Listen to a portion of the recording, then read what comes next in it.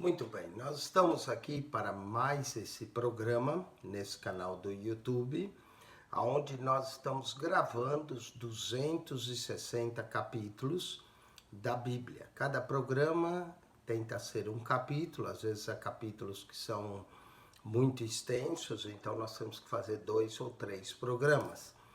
Mas o propósito é quando nós terminarmos esse trabalho todo, você tenha em suas mãos, acessando pelo YouTube, uma coleção de pelo menos 260 vídeos. O Novo Testamento tem mais 27 livros. Antes de trazer cada capítulo, nós também damos uma introdução. Nós já concluímos o Evangelho de Mateus, de Marcos, de Lucas, e hoje, nesse programa, estamos introduzindo o Evangelho de João. João é um evangelho diferente dos primeiros 3. João é considerado o evangelho espiritual, o evangelho pessoal. Há 27 encontros pessoais de Jesus nesse evangelho. Então, nós vamos estudar o evangelho de João e nesse programa, o que eu vou fazer algo diferente. Eu vou procurar ter imagens, um PowerPoint, para que você possa nos acompanhar no Evangelho de João e aprender um pouco mais com o método audiovisual. Então eu vou daqui a pouco transformar a câmera, para o PowerPoint e você pode nos acompanhar nessa aventura do Evangelho de João. João é considerado, como eu disse, o evangelho espiritual, o evangelho mais profundo, o evangelho pessoal, o evangelho da igreja, e nós vamos ver tudo isso nessa introdução do evangelho de João. O objetivo da introdução é para que você tenha uma ideia geral do livro. Depois nós vamos João capítulo por capítulo, verso por verso, aonde você vai ter uma ideia melhor. Mas nesse vídeo da introdução, você vai entender um pouco mais o Evangelho de João. Então fique aí sintonizado, nos acompanhe nesse canal do YouTube, o Evangelho de João. Muito bem, vamos então meditar nesse evangelho, o evangelho de João. Nós já estudamos os 3 primeiros evangelhos, que é Mateus, Marcos e Lucas. Esses 3 primeiros evangelhos, Mateus, Marcos e Lucas, como você pode ver aí, são chamados de evangelhos sinópticos. A palavra sinóptico, óptico quer dizer visto, sim é uma preposição, vistos em conjuntos. Então, Mateus, Marcos e Lucas são parecidos, apesar de ter suas diferenças, mas eles podem ser vistos em conjunto. Já João é um evangelho que foi escrito mais tarde, e João é considerado o evangelho suplementar ou complementar. Alguns preferem a palavra suplementar, que ele vem suplementar os demais, e outros preferem a palavra complementar, que ele completa os demais, nos dando uma visão da divindade de Jesus. Nos primeiros 4 séculos da igreja, discutiu-se muito sobre a divindade de Jesus, se Jesus era somente homem, se Jesus era Deus, até chegar à conclusão de fé das 2 naturezas de Jesus, 100% homem, 100% Deus. E o evangelho que foi usado muito para defender essa divindade de Jesus foi justamente o evangelho de João, o evangelho espiritual e que prova que Jesus realmente é Deus. Vamos entender a data. Mateus, Marcos e Lucas, que nós já fizemos um comentário, foram escritos entre os anos 60 e 70 da nossa era. Acredito que Marcos escreveu seu evangelho em Roma, em torno do ano 60. Marcos foi escritor do evangelho, mas ele não andou com Jesus. Diz que Marcos foi, na verdade, secretário de Pedro. Pedro ditou e Marcos escreveu o seu evangelho. Depois Mateus escreve e, finalmente, Lucas. Esses 3 evangelistas escreveram entre o ano 60 e 70, antes da destruição do templo, pelos romanos no ano 70, pelo general Tito. Então, eles escreveram esse evangelho. Já João foi escrito no ano 90. Então, se nós pegarmos o primeiro evangelho, Marcos, ano 60, João, ano 90, 30 anos depois. Enquanto que os primeiros escreveram, ano 60, Jesus foi crucificado em torno do ano 30. Então, primeiro eles pregaram o evangelho. Lá pelo ano 60, 30 anos depois da crucificação, então começaram a escrever a pregação, o querigma da igreja. E aí colocou, Marcos escreveu, Mateus escreveu, Paulo foi o primeiro escritor escrevendo suas cartas. Mas os evangelhos foi Marcos, Mateus e Lucas, tudo antes da destruição do templo, durante o martírio de Pedro e de Paulo nos anos 60. Agora vem João, que sobrevive a tudo isso, sobrevive à destruição do templo, e vai escrever então no ano 90, 60 anos depois da crucificação de Jesus. João então está escrevendo para a segunda geração de crentes. Então, enquanto que Mateus, Marcos e Lucas escrevem para a primeira geração de pessoas que abraçaram a fé, João vai escrever para a segunda geração. E nós vamos notar uma coisa interessante na segunda geração, que eles estavam perdendo a sua fé em Jesus. E João então escreve esse livro, esse evangelho, não é, para despertar a fé novamente das pessoas da segunda geração. O propósito que João escreve está em João, capítulo de número 20, verso 30 e 31, onde diz assim: e muitos outros sinais que não estão escritos nesse livro, fez Jesus na presença de seus discípulos. Verso 31, João 20, 31. Mas esses estão escritos para que possam crer que Jesus é o Cristo, o Filho de Deus, e para que crendo nele tenhais a vida eterna. Então, você percebe que esse evangelho foi escrito para que creia. João usa a palavra crer, crendo, nele tenhais a vida eterna, o evangelho da vida eterna. O tema crer e crendo repete 98 vezes no evangelho de João. Então, o propósito do evangelho de João é crer em Jesus, né? O João 3,16 diz: porque Deus amou o mundo de tal maneira que deu o seu Filho unigênito para que todo aquele que nele crê não pereça, mas tenha vida eterna. O propósito do evangelho de João é realmente levar-nos a crer na pessoa de Jesus. O verbo crer, como eu disse, se repete 98 vezes. Mateus, Marcos e Lucas, ele focaliza o ministério de Jesus na Galileia, e depois Jesus vai para Jerusalém para morrer pelos nossos pecados, não é? Então, se nós só tivéssemos 3 evangelhos, nós poderíamos dizer que o ministério de Jesus teve um ano de ministério, porque Jesus, quando vai para Galileia, ele vai lá e vai participar da Páscoa, e Jesus é o Cordeiro Pascual. Então Jesus poderia ter iniciado seu ministério na Galileia, ido quando ele vai para Jerusalém, já vai por ocasião da Páscoa para morrer. Só tem uma Páscoa nesses 3 evangelhos. Muita gente podia dizer, nós podemos resumir o ministério de Jesus em apenas um ano, não é? Durante a Galileia, vai para a Páscoa, morre. E o que leva Jesus à cruz é a purificação do templo. Nós temos a entrada triunfal, Mateus 21, Marcos 11, Lucas 19, 28. Jesus entra, purifica o templo, e aí Jesus vai acabar sendo morto por causa da purificação do templo, porque falar mal do templo era a mesma coisa que falar mal de Deus. Eles vão usar o fato da purificação do templo para crucificar a Jesus. Mas quando nós vamos para João, nós vamos descobrir que o ministério de Jesus teve 3 anos, porque aparece 3 Páscoas no Evangelho de João. Uma no capítulo 2, outra no capítulo 6 e a última Páscoa no capítulo 12.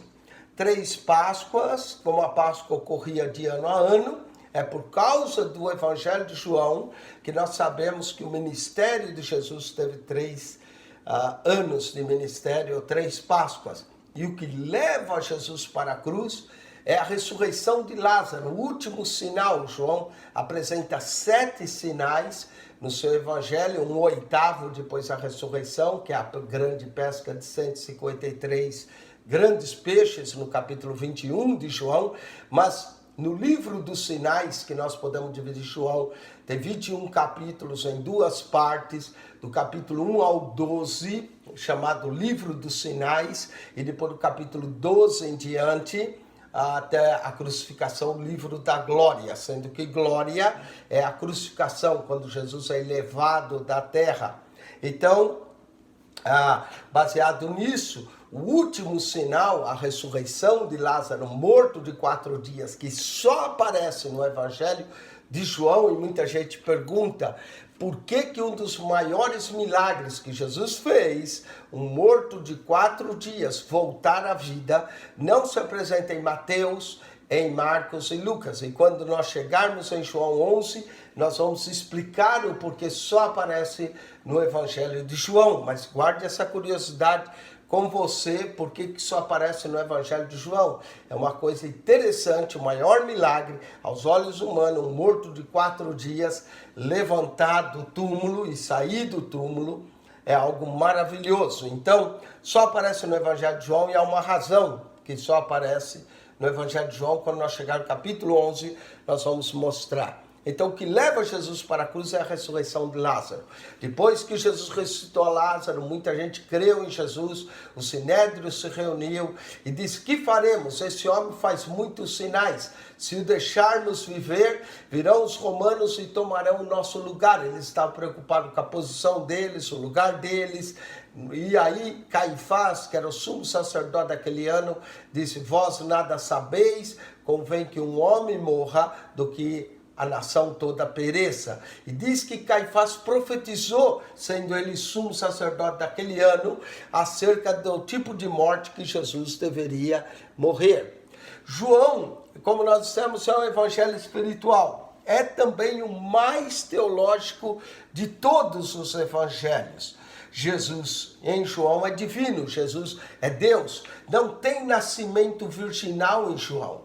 João nos mostra o verbo pré-encarnado. João começa assim: no princípio era o verbo estava com Deus, o verbo era Deus. Todas as coisas foram feitas por ele, e sem ele nada do que foi feito se fez.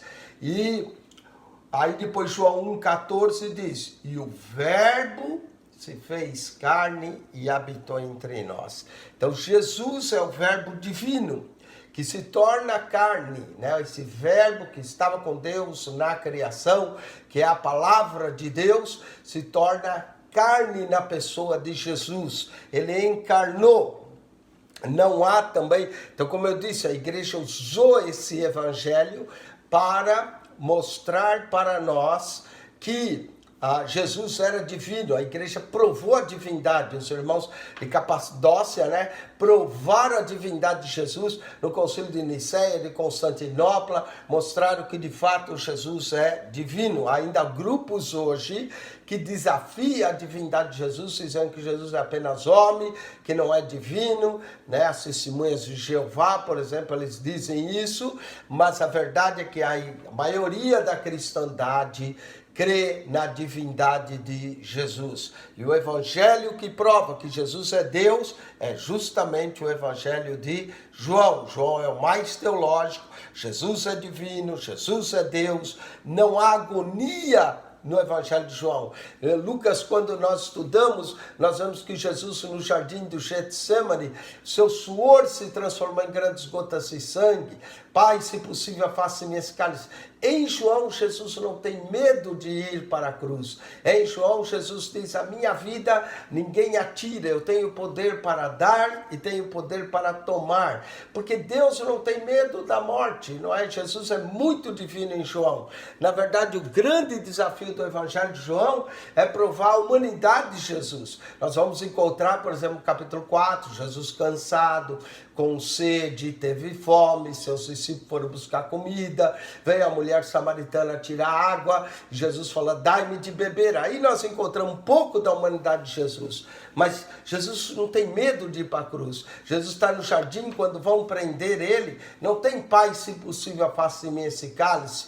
Isso está em Mateus, Marcos e Lucas, mas não em João. Quando vão prender, Jesus pergunta, a quem buscais? Eles dizem, a Jesus, e aí ele diz, sou eu, e eles caem por terra. Então, seus inimigos caem por terra, Jesus não tem medo de ir para a cruz, não há agonia, não há também tentação. No Evangelho de João. Em Mateus, Jesus vai para o deserto para ser tentado por diabo 40 dias. Em Marcos, a mesma coisa. Em Lucas. Em João, não há tentação, porque Deus não pode ser tentado pelo mal. Jesus é divino, Jesus não tem tentação nenhuma no Evangelho de João, não é? O Evangelho de João começa Jesus, ele é batizado, já começa a recrutar seus primeiros discípulos, depois já faz seu primeiro sinal nas bodas de Canaã, transformando água em vinho, depois ele multiplica pães e peixe, ele é o grande profeta que deveria vir ao mundo. Jesus não é tentado no Evangelho de João, não tem tentação, o diabo não tem vez no Evangelho de João, porque Deus não pode ser tentado pelo mal. Uma vez alguém me perguntou, pastor, por que Deus não destrói o diabo? Porque o diabo não é problema para Deus. Deus nunca tem problema com o diabo é problema para o ser humano, não para Deus. Então, Deus não precisa ser tentado, Deus não é tentado pelo mal, por isso não há tentação no Evangelho de João. Vamos então ver algumas coisas mais. Mateus, Jesus é o rei dos judeus. Mateus escreveu para cristãos judeus, não é? O símbolo de Mateus é o símbolo do leão, e enfatiza os ensinos de Jesus. Mateus é profético no seu evangelho. Marcos, Jesus é o servo do Senhor. Ele escreveu para os romanos, o símbolo de Marcos é o boi, e Marcos enfatiza os milagres de Jesus, prático. Apesar que antigamente, né, eles achavam que o símbolo de Marcos era o leão. Inclusive, se você for na Praça São Marcos em Veneza, você vai ver um leão. Mas nós evangélicos entendemos que o símbolo de Marcos é o boi era um animal serviçal. O evangelho de Marcos é o evangelho do servo, nós já falamos disso. Marcos é prático, enfatiza nos milagres de Jesus. A palavra logo em Marcos repete 42 vezes, então Marcos é bem prático, enquanto que Mateus é profético, Marcos é prático. Lucas enfatiza Jesus, o Filho do Homem. Lucas escreveu para gregos. Presta atenção, Mateus escreveu para cristãos judeus, Marcos escreve a romanos, Lucas escreve aos gregos. Em Lucas, ele enfatiza Jesus como filho do homem. O filho do homem que veio buscar e salvar o que estava perdido. É uma expressão profética, Daniel 7,13, filho do homem que vem nas nuvens. Lucas enfatiza as parábolas de Jesus. Lucas é histórico, a palavra aconteceu repete 42 vezes no evangelho de Lucas, e aconteceu. Você vai ler muito sobre isso, é o evangelho dos acontecimentos. Então Mateus é profético, Marcos é prático, Lucas é histórico, mas João ele é espiritual. João enfatiza como Jesus, o Filho de Deus. João mostra Jesus como Deus divino, o verbo divino que se fez carne. João foi escrito à igreja. O símbolo ou o animal que aparece em João é a águia, não é? Então nós temos aquelas 4 figuras do Apocalipse 4:7, o cara de leão, cara de boi, cara de homem, cara de águia. Nós cremos que cada um deles representa um dos evangelhos. O leão, rei dos animais, Mateus, o evangelho do reino. O boi, o animal serviçal que trabalhava na terra, representa Marcos, o evangelho do servo. O homem representa o evangelho do Filho do Homem, Lucas, e a águia, que é a das aves, a mais majestosa, que vive nas alturas, que é símbolo do eterno, que é símbolo de Deus. A águia, então, representa e enfatiza a divindade de Jesus. Curiosamente, o Império Romano também usava como seu símbolo a águia, e os Estados Unidos da América também usa como seu símbolo a águia. A águia é as aves majestosas, gloriosas, e a ave das alturas enfatiza a divindade de Jesus e a espiritualidade. Então, Mateus é o evangelho do rei dos judeus. Marcos é o evangelho do servo do Senhor. Lucas é o evangelho do filho do homem. E João é o evangelho do filho de Deus. Rei, servo, homem, Deus. Essas são as 4 visões que nós temos de Jesus nos evangelhos. Juntando os 4, nós sabemos quem é Jesus. Jesus é o rei dos judeus, é o rei do nosso coração. Jesus é o servo do Senhor, não é aquele que veio para ser servido, mas veio para servir e dar a sua vida em resgate de muitos. Jesus é o filho do homem, Lucas, que veio para salvar e buscar o que estava perdido. E em João, Jesus é o Filho de Deus. Assim, ele tem uma visão completa dos 4 evangelhos. Enquanto que Mateus, o tema de Mateus, Jesus é o rei, o tema de Marcos, Jesus é o servo, o tema de Lucas, Jesus é o filho do homem, em João nós temos múltiplos temas. Por exemplo, a palavra crer, como eu disse, aparece 98 vezes. A palavra glória, aparece glória no Evangelho de João, é quando Cristo é levantado da terra. Quando eu for levantado da terra, atrairei todos os homens a mim, não é? Então Deus, assim como Moisés levantou a serpente no deserto, importa que o Filho do Homem seja levantado. Isso é glória. Glória é a crucificação de Cristo. Outro tema que aparece diversas vezes no Evangelho de João, que inclusive é chamado o Evangelho da vida eterna. Vida eterna, e vida eterna em João é conhecer a Deus e conhecer a Jesus, a quem enviou. João 17:3. Também nós vamos encontrar o tema da filiação. Em João, Jesus diversas vezes diz, meu pai, meu pai, meu pai. Essa é uma linguagem exclusiva. Deus só é Pai de Jesus e mais ninguém. Até quando Jesus fala com os discípulos, ele diz, na casa de meu pai há muitas moradas. Ele não diz nosso pai. Jesus só vai dizer nosso pai, vosso pai, e depois da sua morte e ressurreição, porque é ele que abriu o caminho para nós irmos a Deus como pai, para nós podermos aceitar a Deus como pai. Então João, logo em João 1:11 diz assim, veio para os seus, mas os seus não o aceitaram, rejeitaram, mas a todos quantos o receberam, deu-lhes o poder de serem feitos filhos de Deus. Em João 14:6 diz, eu sou o caminho, a verdade e a vida, e ninguém vem ao Pai senão por mim. Então, Jesus é o caminho para nós nos tornarmos filhos de Deus. Ao morrer na cruz, ao dar a sua vida em resgate da nossa, ele abriu o caminho, o véu do tempo foi rasgado, agora nós podemos nos achegar a Deus como filhos, mas quem abriu esse caminho foi Jesus. O tema em João é o julgamento, né? Quem nele crê não é julgado, mas quem não crê já está julgado, já está condenado. Então o tema de julgamento, o julgamento de Jesus perante Pilatos.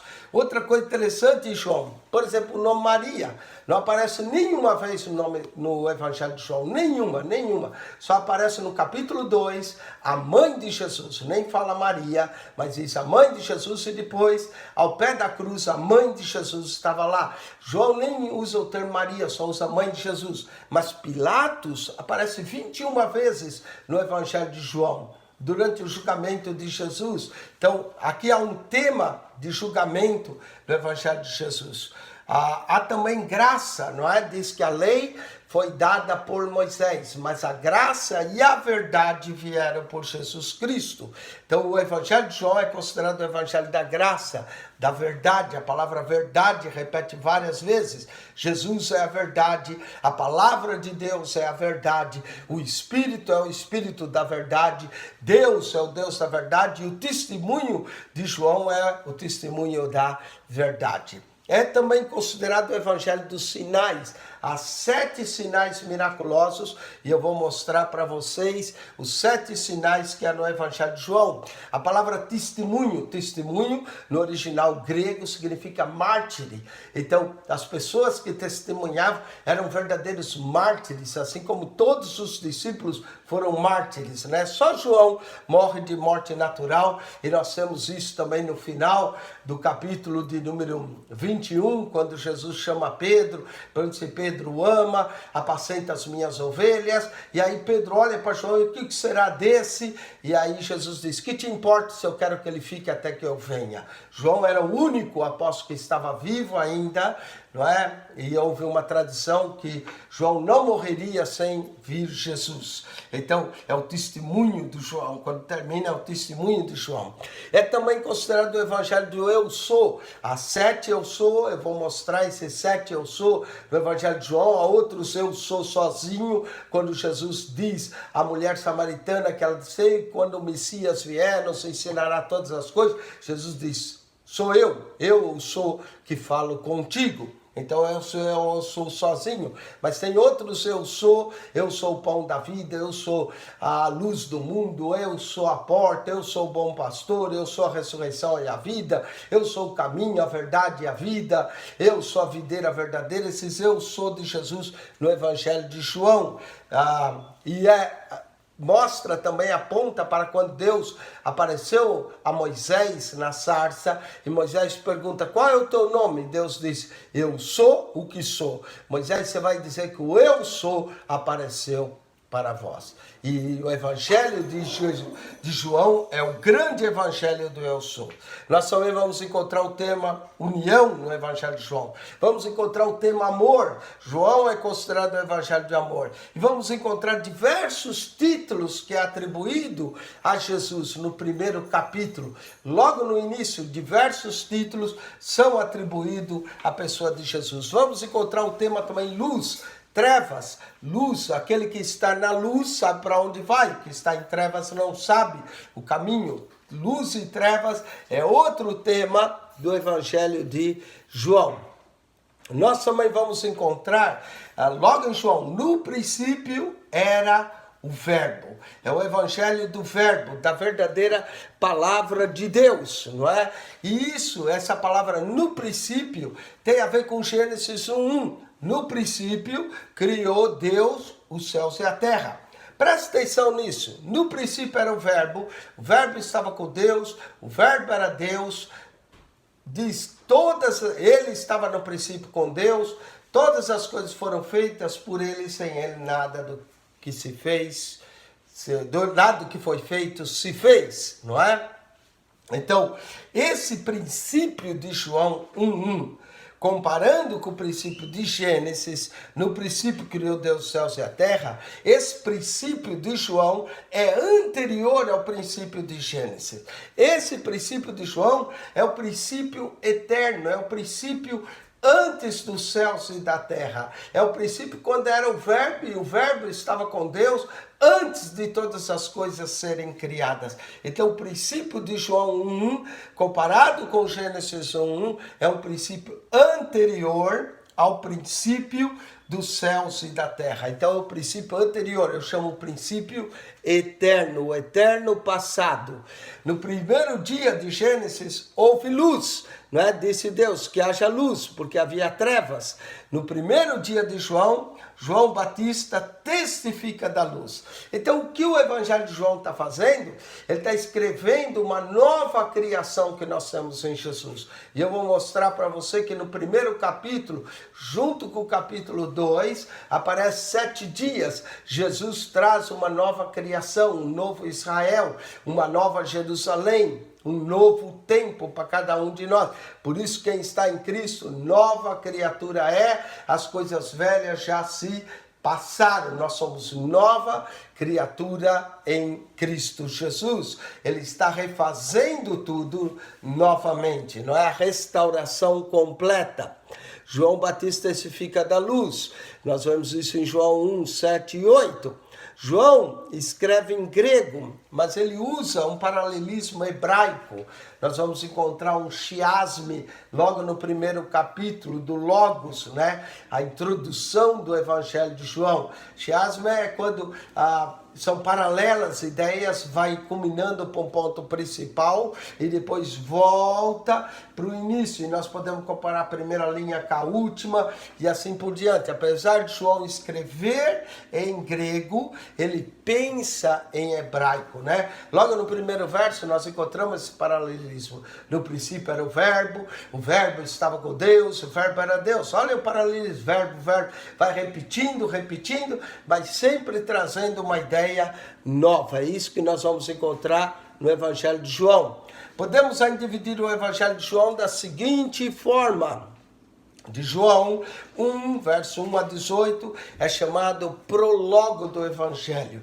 É a introdução do verbo, o verbo divino, logos de Deus. E aí João 1, 19 a 36, o testemunho de João Batista. Depois nós vamos ter a chamada dos 5 primeiros discípulos. É interessante, em João nós temos 5 discípulos. O que representa esses 5 discípulos? Por que não 12? Mais tarde Jesus teve 12. Mas os 5 primeiros discípulos representam a Torá, representam o início, né, de tudo, no princípio. Não é? Então, 5 primeiros discípulos de Jesus são recrutados no primeiro capítulo, aponta para o Pentateuco, aponta para a Torá, Gênesis, Êxodo, Levítico, Números e Deuteronômio. Toda vez que aparece o número 5, nos lembra na Bíblia a Torá, o Pentateuco. E aí nós temos 5 primeiros discípulos. Aí nós podemos dizer que João, no capítulo 2, verso 1, onde aparece o primeiro sinal, a água é transformada em vinho, até o capítulo 12, verso 50, que nos fala do último sinal, a ressurreição de Lázaro.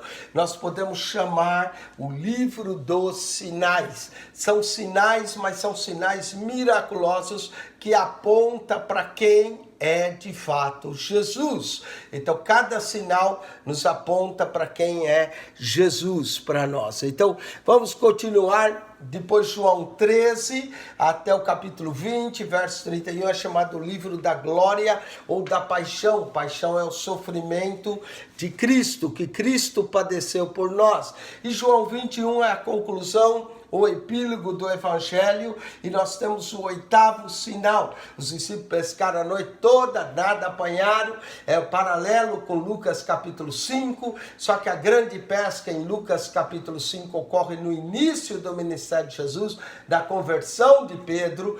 Em João capítulo 21, Jesus já tinha morrido na cruz, ressuscitado. Pedro estava duvidando, queria voltar à vida velha, à vida de pesca. Jesus aparece, pergunta a Pedro 3 vezes se ele o ama e manda apacentar as ovelhas. Ou seja, a chamada novamente de Pedro, a recuperação de Pedro.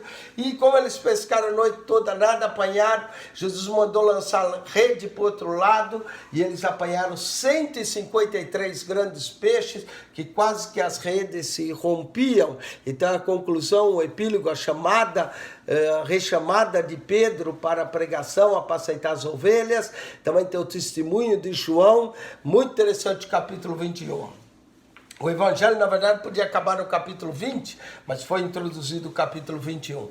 E João 20, 30, 31, nós temos a razão por qual João escreveu o Evangelho. Diz que Jesus operou, na verdade, muitos sinais na presença de seus discípulos, mas esses foram escritos para que creiais. Que creiais o quê? Que Jesus é o Filho de Deus e para que, crendo nele, tenhais vida em seu nome. Então aí nós temos a divisão. Vamos dividir o prólogo do Evangelho em 4 partes. Primeira estrofe é o logo em Deus. No princípio antes dos céus e da terra, o verbo estava com Deus, o verbo era Deus, ele estava no princípio com Deus. Essa primeira estrofe é chamada logo e Deus lá no eterno passado, no princípio antes de todas as coisas. A segunda estrofe tem a ver com o Logos e a criação.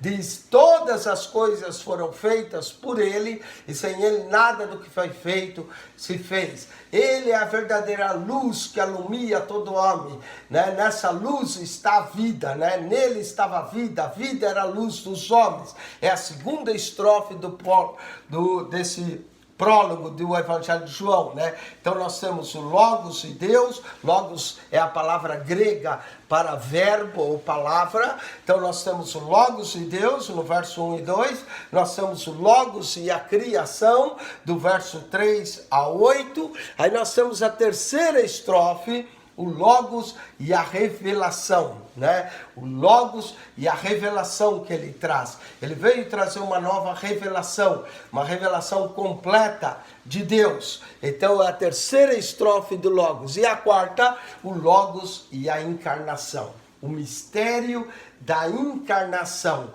Não é? O Logos, o Deus se tornando homem na pessoa de Jesus. O Deus eterno se torna mortal na pessoa de Jesus. O ilimitado se torna limitado na pessoa de Jesus. O eterno se torna temporal na pessoa de Jesus, não é? Então, o espiritual se faz carne na pessoa de Jesus. Então, nós estamos vendo aqui algo maravilhoso, algo extraordinário, um mistério da encarnação.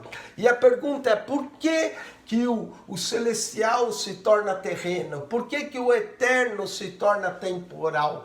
Por que a vida se torna mortal na pessoa de Jesus? E ele faz tudo isso para aquilo que é temporal volte para a eternidade. O homem que é temporal volte a gozar da eternidade. Aquilo que é terreno possa habitar no celestial. Aquilo que é mortal possa se revestir da imortalidade. Esse é o grande mistério da encarnação. Então nós podemos dividir esse prólogo: o Logos e Deus, o Logos e a criação, o Logos e a revelação, o Logos e a encarnação.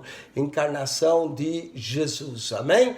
Podemos também ver através das páginas desse evangelho três coisas que vão se repetir em todo o evangelho. Primeiro, a revelação de Cristo. Veio para os seus, né, essa revelação maravilhosa de Cristo. Segundo, a rejeição. Veio para os seus, mas os seus não o aceitaram. Houve uma rejeição. A palavra judeus aparece 56 vezes no Evangelho de João e aparece como oposição a Jesus. É a rejeição do Cristo. Ele se revela, mas é rejeitado. E nós também vamos ter aceitação. Graças a Deus nem todo mundo rejeita, alguns aceitam, alguns crê, e essa aceitação de Cristo leva-nos a nos tornar filhos de Deus, leva à salvação. Amém? A questão do Logos, de acordo com um português chamado Pedro Figueiredo, ele escreve o Logos e a eternidade, que fala a pré-existência do Logos, João 1. Depois ele fala do Logos e o relacionamento com Deus. O Logos se relaciona com Deus, o Logos estava com Deus, mas o Logos também é Deus. O Verbo estava com Deus e o Verbo é Deus. Não é? Aí ele fala do Logos e a divindade, o Logos e Deus. Esse prólogo do Evangelho é muito rico. Aí ele fala o Logos e o relacionamento com a criação.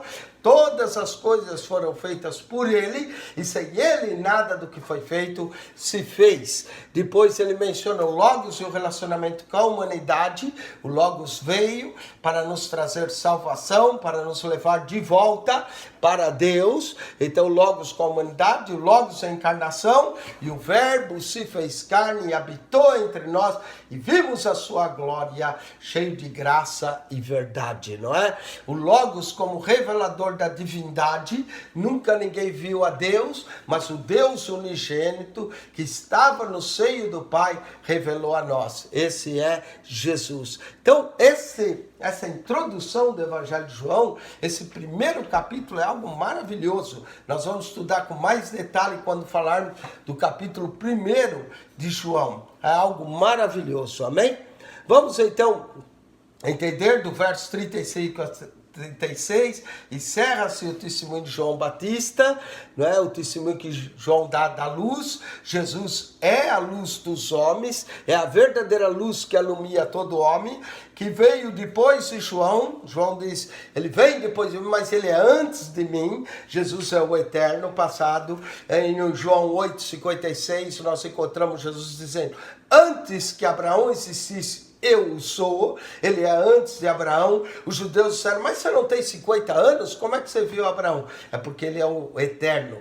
O eterno, em termos com João Batista, Jesus era 6 meses mais velho que João. Nós sabemos isso de acordo com o Evangelho de Lucas, no primeiro capítulo, quando o anjo Gabriel anuncia o nascimento de João Batista a Zacarias, e aí 6 meses depois o mesmo anjo é enviado a Maria e anuncia. Então havia uma diferença de idade entre Jesus e João de 6 meses. Jesus era 6 meses mais novo.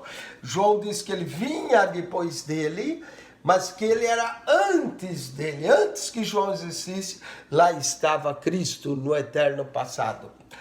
João também declarou, ele mesmo não é o Cristo, não é? João também disse que ele era apenas uma voz, a voz do que clama, preparai o caminho do Senhor. Jesus é infinitamente mais digno do que João, esse é o testemunho de João, que Jesus é o Cordeiro de Deus que tira o pecado do mundo, aquele Cordeiro pascual, que o Espírito desceu sobre Jesus, e Jesus é aquele que batiza com o Espírito Santo. Essa é a outra declaração de João. No verso 34, João declara que Jesus é o Filho de Deus, amém? Então esse é o testemunho de João. Nós também temos títulos de Jesus no primeiro capítulo. Há 12 títulos aqui do verso 20 a 51, mas se nós começarmos no capítulo 1, verso 1, nós vamos achar 22 títulos. Eu vou primeiro falar do verso 20 a 51, ele é o Cristo, verso 20, ele é o profeta, verso 21, ele é Jesus, verso 29, ele é o Cordeiro de Deus, verso 29 e 36, é aquele que batiza com o Espírito Santo, verso 33, é o Filho de Deus, verso 34 a 49, é Rabi, mestre, verso 38 a 49, é o Messias, verso 41, é Jesus de Nazaré, verso 45, é o Filho de José, no verso 45, é o Rei de Israel, no verso 49, e é o Filho do Homem, no verso 51. São 12 títulos que aparecem do verso 20 a 51. Mas se nós começarmos logo no verso 1, nós vamos descobrir que, na verdade, existem 22 títulos. 22 títulos de Jesus em João 1. O verbo, a palavra. É interessante que o alfabeto hebraico possui 22 letras. Se Jesus é o verbo, a palavra, para cada letra do alfabeto hebraico, tem que haver um título para ele. Então, nós vamos encontrar 22 títulos. O primeiro, o verbo ou a palavra, né? O logos de Deus. O segundo é Deus, ele é o próprio Deus. Era o verbo que estava com Deus e o verbo era Deus. O terceiro título, ele é o Criador de todas as coisas, verso 3. Depois nós temos o quarto título para ele, a vida, verso 4. Depois nós temos a luz, verso 5. Depois nós temos a luz verdadeira, verso 9. Depois nós temos o unigênito do Pai, verso 14. Depois nós temos o Filho unigênito, verso 18.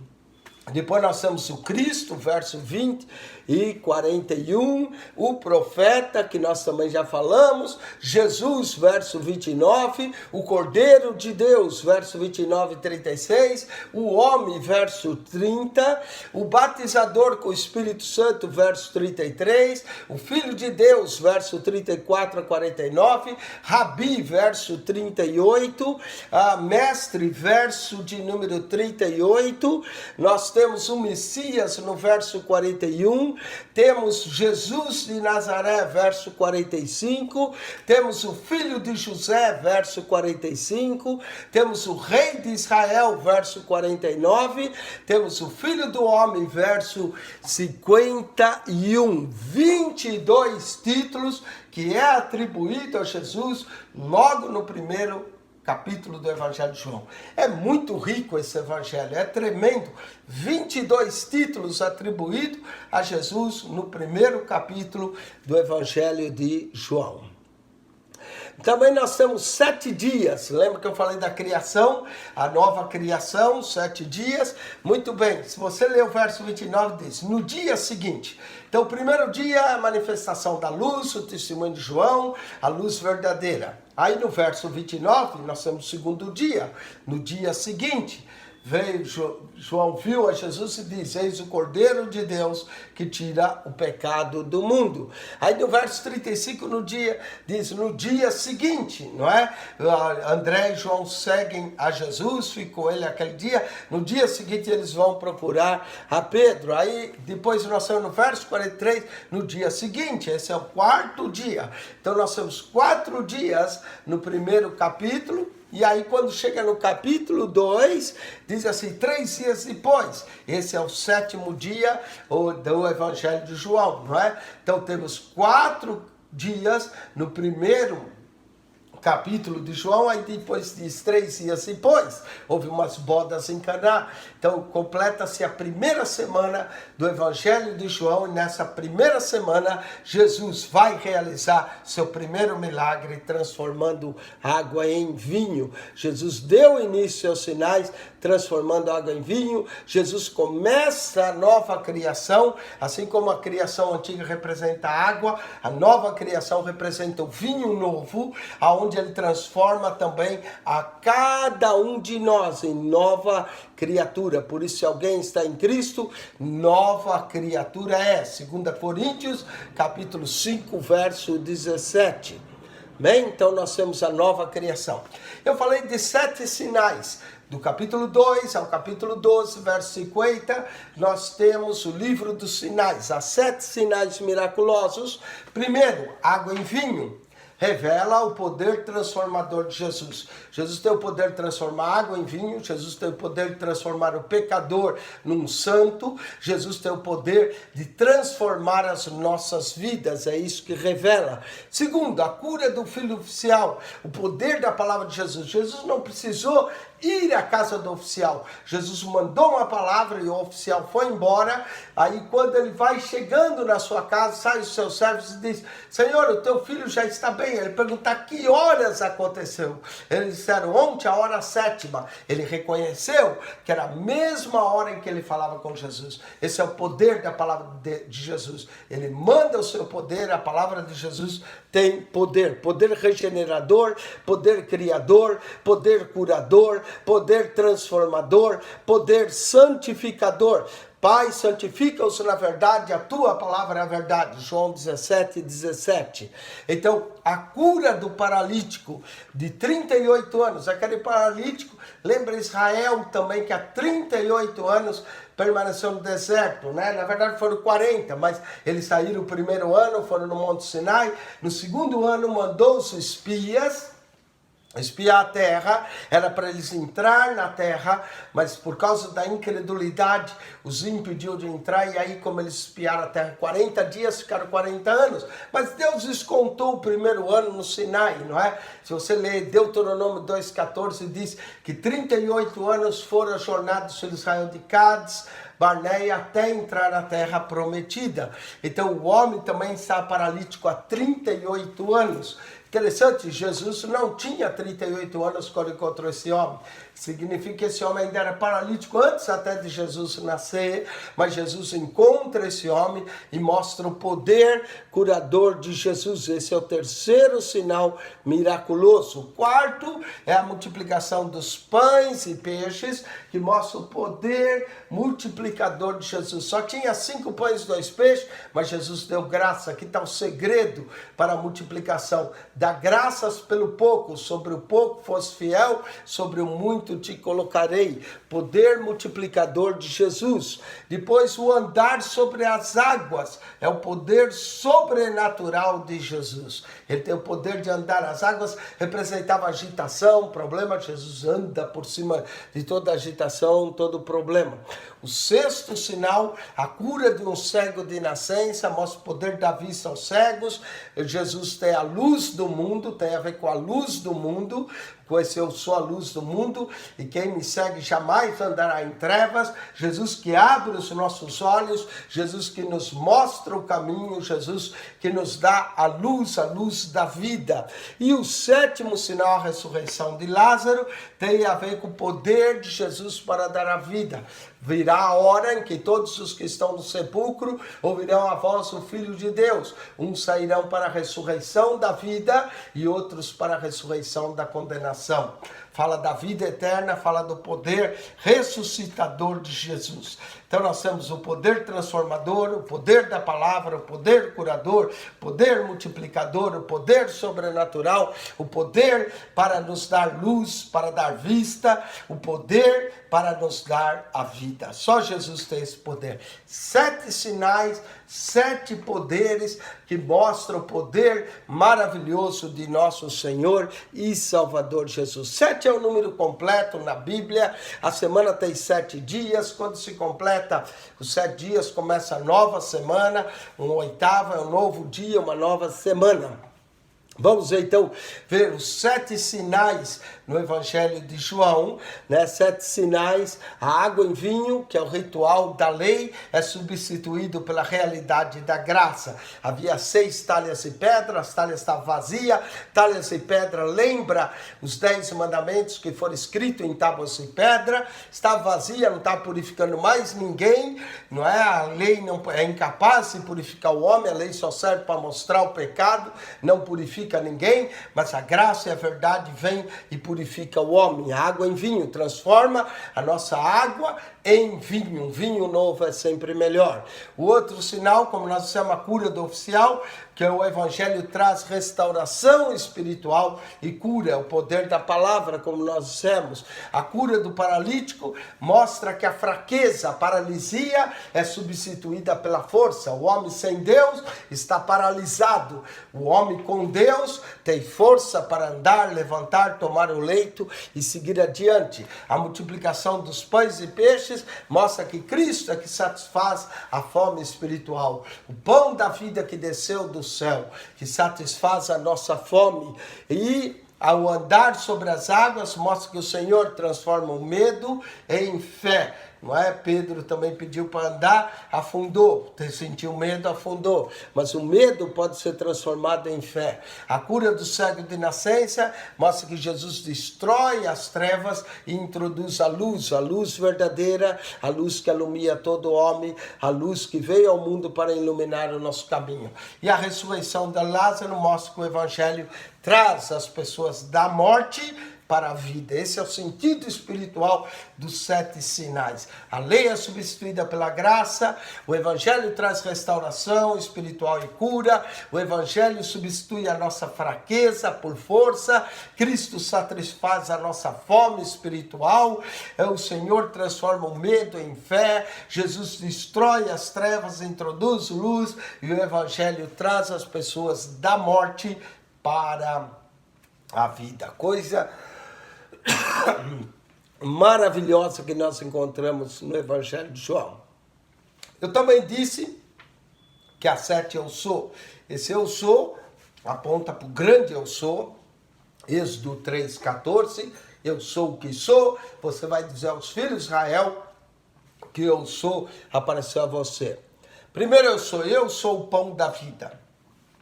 Para cada eu sou, tem uma resposta que nós damos como igreja.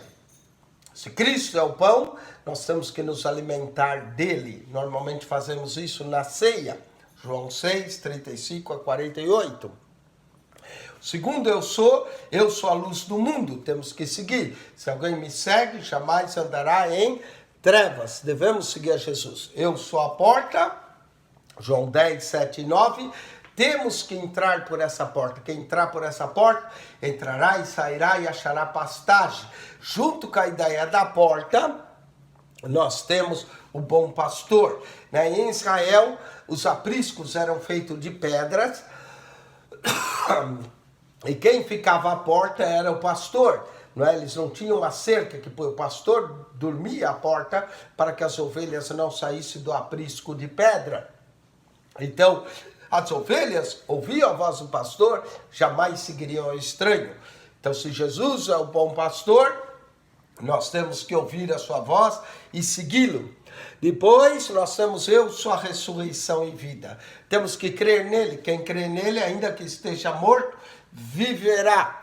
O sexto, eu sou o caminho, a verdade e a vida. Na verdade são três, eu sou aqui, mas eu sou o caminho, a verdade e a vida. Temos que ir a ele.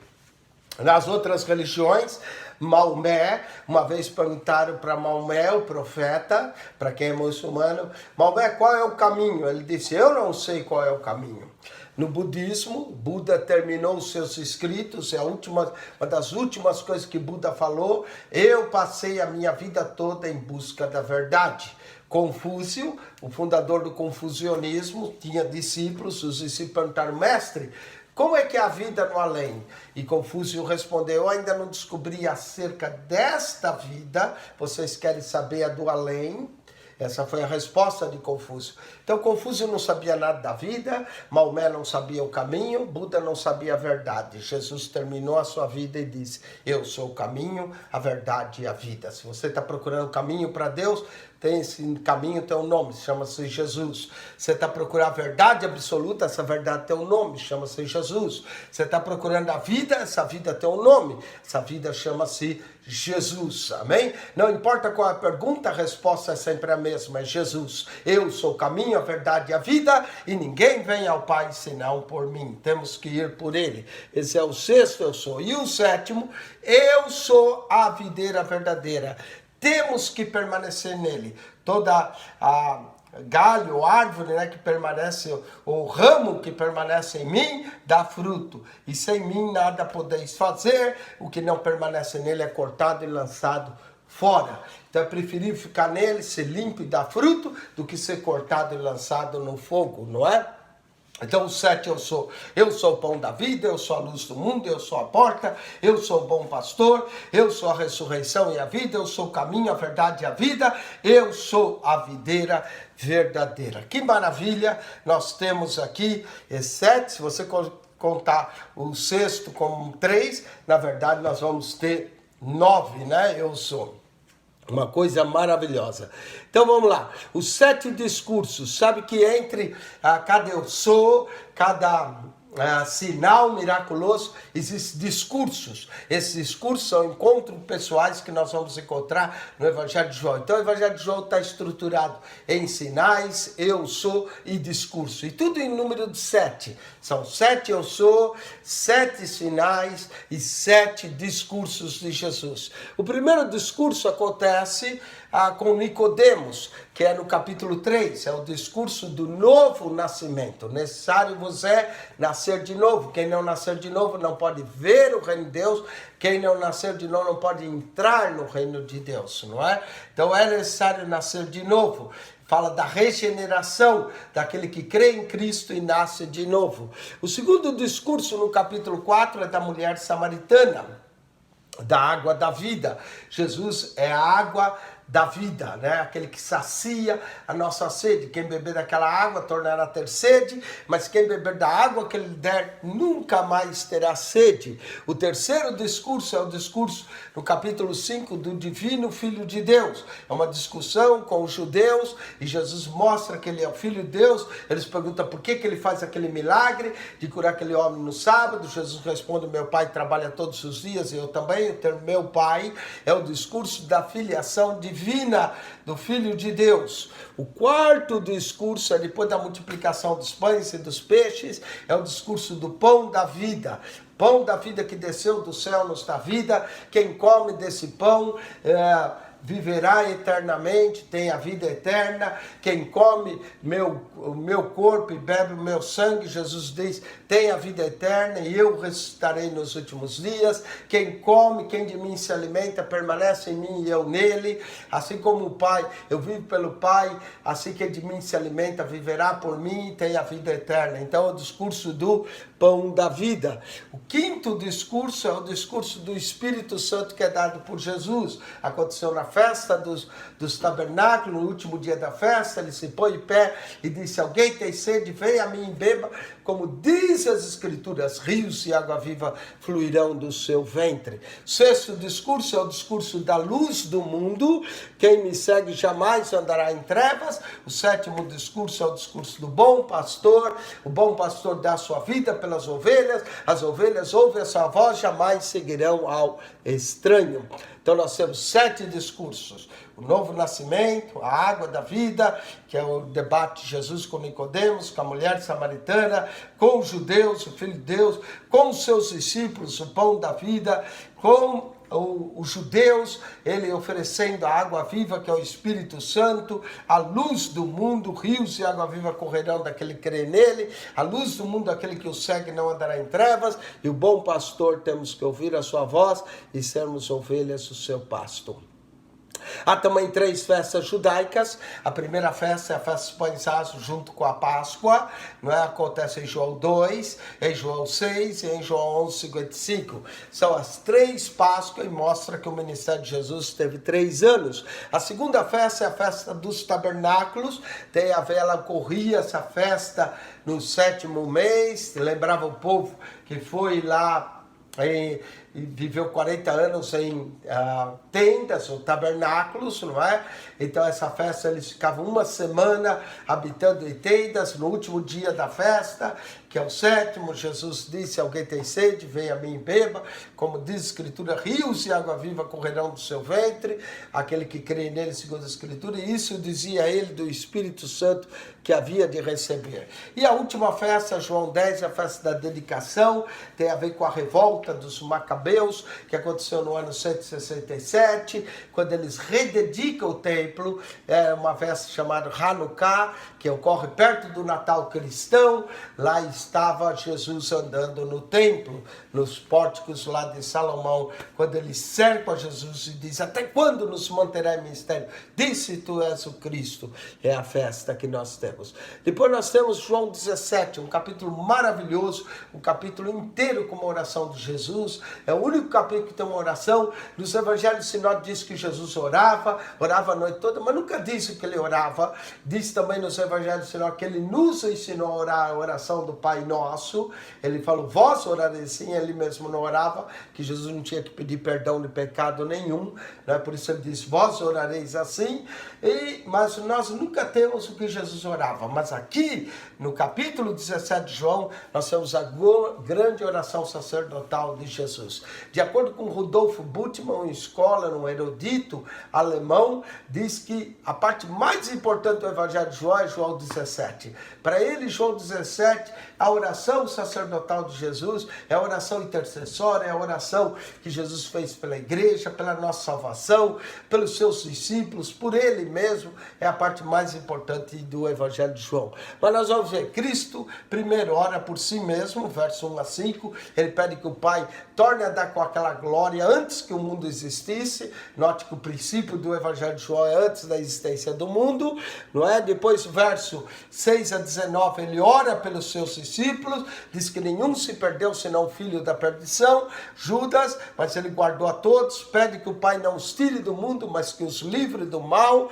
João 17, santifica-os na verdade, a tua palavra é a verdade. E aí Cristo ora pela igreja, por todos. Ele diz: não oro só por esse, mas por todos que hão de crer em mim, por causa do teu nome, para que eles sejam um em propósito, um com o Pai, como Cristo é um com o Pai.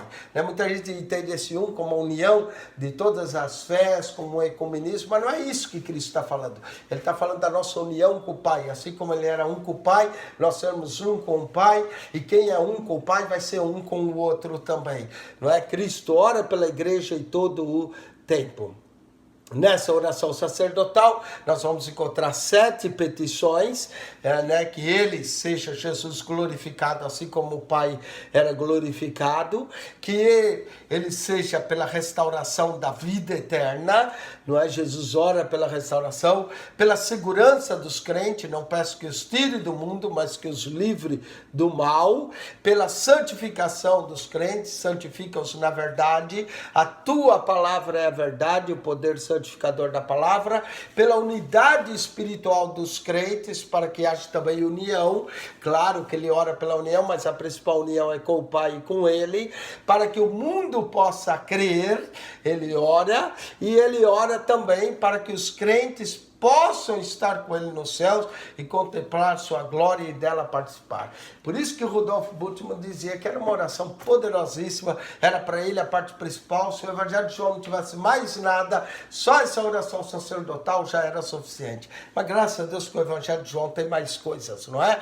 Note-se, Jesus ora pela glorificação, pela restauração, pela segurança, pela santificação, pela unidade espiritual, pela crença do mundo, para que os crentes estejam com ele no céu e vejam a sua glória e dela participe da glória de Cristo.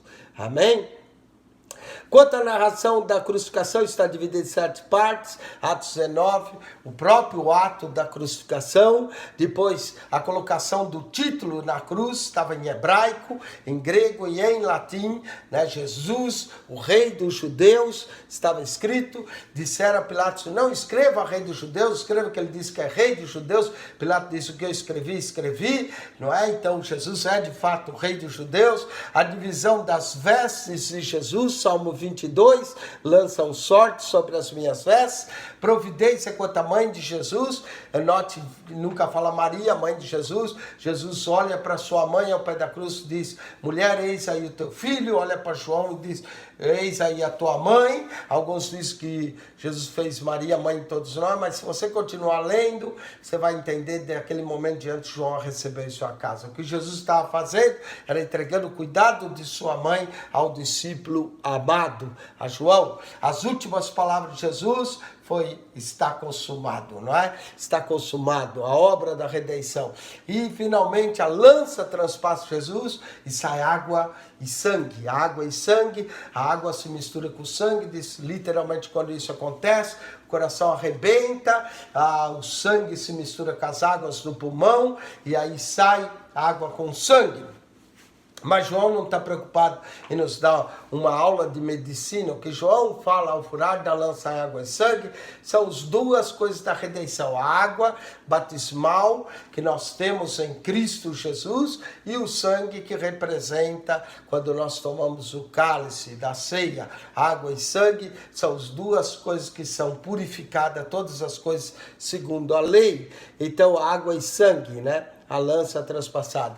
E, finalmente, o corpo de Jesus é tirado, envolto em lençóis, para que Jesus ressuscite. Com isso, nós terminamos a introdução do Evangelho de João. Então, nós fizemos essa introdução, você viu, ela foi um pouco extensa, é a maior introdução, porque esse evangelho de fato é maravilhoso. Que Deus abençoe, que você possa nos acompanhar em João. Agora nós vamos voltar a João capítulo 1, 2, 3, eu dei uma visão geral do evangelho de João, esse evangelho espiritual, mas eu volto falando do capítulo 1, 2, 3, 4 e todos os 21 capítulos dessa aventura maravilhosa no Evangelho de João. Porque Deus amou o mundo de tal maneira que deu seu Filho unigênito para que todo aquele que nele crê não pereça, mas tenha a vida eterna. Deus te abençoe. Que a graça de nosso Senhor e Salvador Jesus seja contigo, o amor de Deus, nosso Pai, e a comunhão do Espírito Santo. Quem esteve convosco para mais esse programa, Pastor Eugênio Piacentini. Deus vos abençoe em Cristo Jesus. Amém.